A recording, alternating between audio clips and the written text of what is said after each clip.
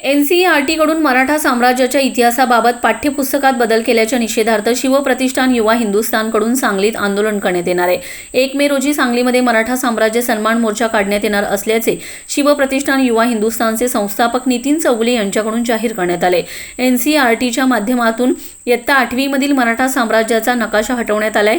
हा प्रकार म्हणजे मराठा साम्राज्याचा इतिहास पुसण्याचा असल्याचा आरोप करत याच्या निषेधार्थ सांगलीत मराठा साम्राज्य सन्मान मोर्चा काढण्यात येणार असून सर्वपक्षीय असणाऱ्या मोर्चात देशातल्या वेगवेगळ्या प्रांतातील मराठा समाजाचे प्रतिनिधी व कार्यकर्ते सहभागी होणार असल्याचे नितीन चौगुलेंकडून स्पष्ट करण्यात आले।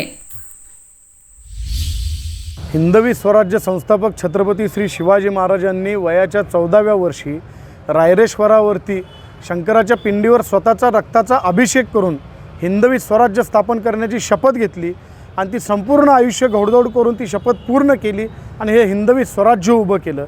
पाचीपाच्याच्या गुलामगिरीतून या हिंदुस्थानला मुक्त केलं आणि त्यांची प्रेरणा घेऊन पुढे धर्मवीर छत्रपती श्री संभाजी महाराज, राजाराम महाराज, ताराराणी साहेब, बाजीराव पेशवे, मल्हारराव होळकर, महादजी शिंदे, जनकोजी शिंदे, अहिल्यादेवी यांनी या हिंदवी स्वराज्याचा विस्तार अहत तंजावर ते तहत पेशावर, अटक ते कटक आणि पेशावर ते तंजावर अशा प्रकारचा विस्तार केला।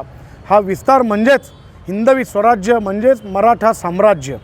हा इतिहास खरं तर सगळ्या देशामध्ये शिकवला गेला पाहिजे, मात्र याच्या उलट 8वीच्या पुस्तकामध्ये हा मराठा साम्राज्याचा जो नकाशा होता तो राजस्थानमधील काही घराण्यांनी केलेल्या विरोधामुळे NCERTने हा नकाशा पुस्तकातून काढून टाकलेला आहे। हा एक प्रकारे महाराष्ट्रावरती आणि या मराठी साम्राज्यावरती अन्याय आहे। छत्रपती शिवाजी महाराजांचा हा अपमान आहे।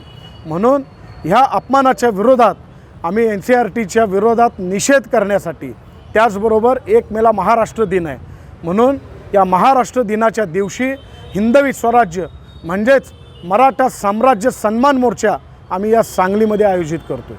खरं तर NCERTने जेव्हा राजस्थानमधून काही लोकांनी